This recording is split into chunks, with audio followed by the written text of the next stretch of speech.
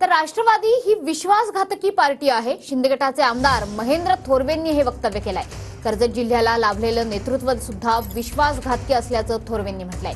शिंदे गटाचे आमदार महेंद्र थोरवेंनी सुनील तटकरेंवर ही टीका केली आहे। तर महेंद्र थोरवे दखल घेण्याच्या पात्रतेचेच नाहीत असं तटकरे म्हणाले।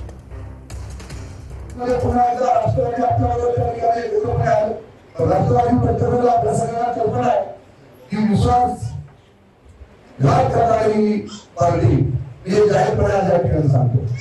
त्याचं नेतृत्व कसं आहे, जिल्ह्याचं जे नेतृत्व लाभलेलं आहे ते विश्वासघातकी नेतृत्व आहे।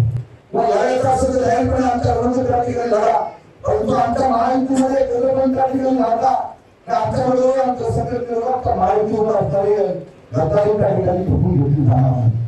महेंद्र थोरवे अदखल पात्र माझ्यासाठी आहेत, दखल घेण्याइतपत नाहीत।